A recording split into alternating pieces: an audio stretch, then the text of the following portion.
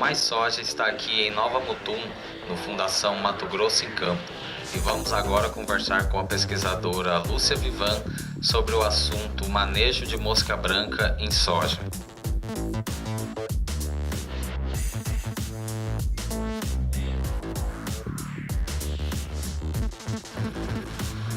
Quais as principais características dessa praga, como se alimentam e existe alguma relação de densidade populacional e posição da mosca na planta, seja terço inferior, médio e superior?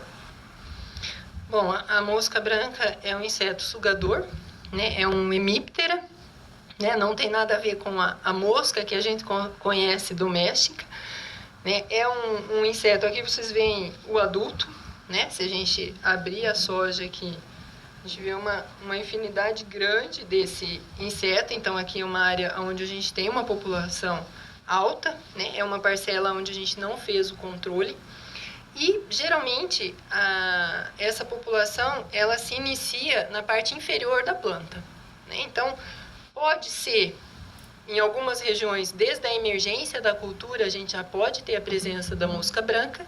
Em algumas regiões, ela pode chegar mais tarde, né? Aqui, em Nova Mutum, especificamente, esse ano, ela chegou, a cultura já estava com média de 60 dias de plantada, né? Mas mesmo assim, a gente vê que o ataque é maior na parte inferior, porque a gente já não vê muitas folhas, né? Caíram muitas folhas da parte inferior.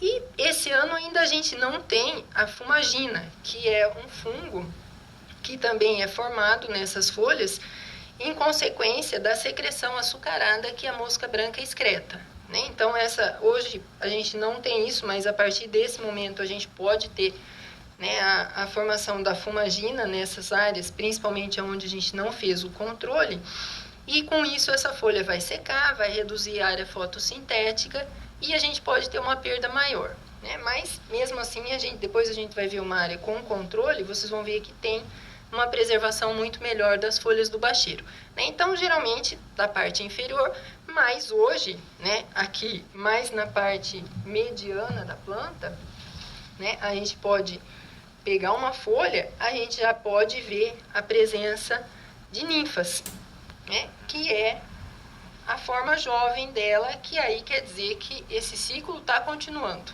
né? Eu tenho o adulto, eu tenho o ovo, eu tenho ninfa de primeiro, segundo, terceiro e quarto estágio. Então, a gente já tem uma colonização dessa área.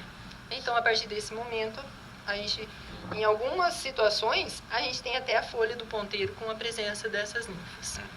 Se a gente não entrar com o controle. Certo. E qual a principal orientação que se passa ao produtor em relação a essa praga? Num primeiro momento, ele observar se eu tenho a presença do adulto, né? Tudo vai começar, o adulto chegando e fazendo a postura e iniciando uma nova população, né? Mas para a gente é uma medida de controle, né? Nesse momento onde a gente vê o adulto, a gente usar um produto adulticida, né? Que geralmente é a base de neonicotinoides ou alguns piretroides que podem dar o efeito sobre o adulto. Mas é um controle um período muito curto, porque a gente não controla a forma jovem, né? Então, talvez depois de 20 dias ou menos até, dependendo da fase que eu tenho essas ninfas, a gente já tem uma nova população presente nessa área, né? Que não foi controlada a forma jovem.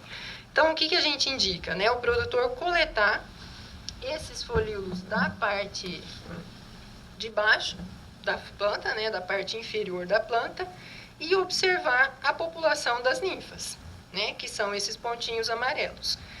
Essa ninfa que a gente consegue ver a olho nu, muitas vezes a gente não vai conseguir controlar, porque o produto não vai estar agindo sobre ela, né? Logo a gente vai ter a emergência do adulto.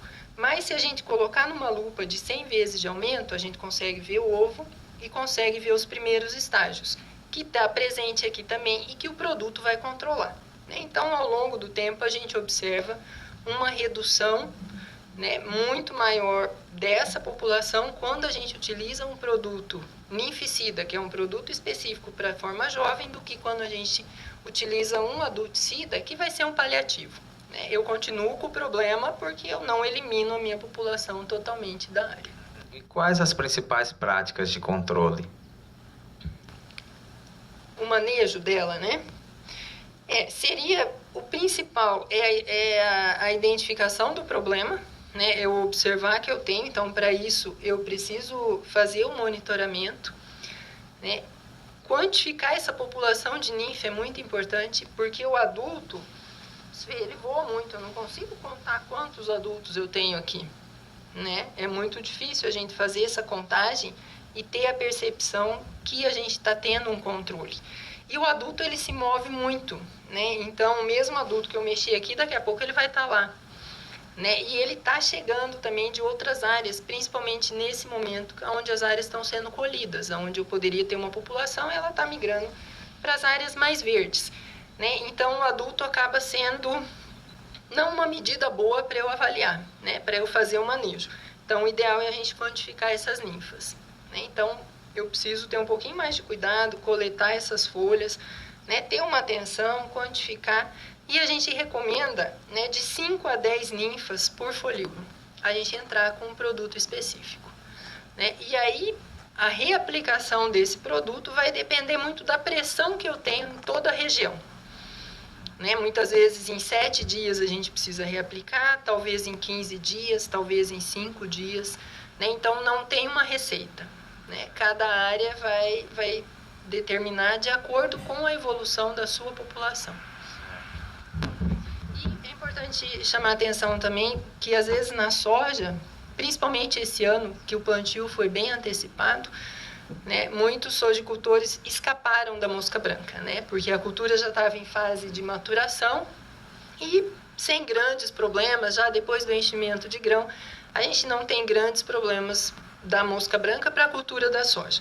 Mas se esse produtor for fazer plantio de algodão, ele tem que ficar muito atento e muitas vezes compensa ele fazer uma aplicação na soja para reduzir essa população que vai para a cultura do algodão, né? E aí é uma praga mais danosa para o algodão do que para a soja, ela pode transmitir viroses, né? E se a gente não fizer um bom controle, essa população ficar permanente na cultura do algodão, a gente pode perder muitas folhas, né, no período vegetativo e pode reduzir peso de capulho e principalmente dar o algodão doce na pluma do algodão, né, que é um problema para a fiação e muitas vezes até fumagina nessa fibra de algodão.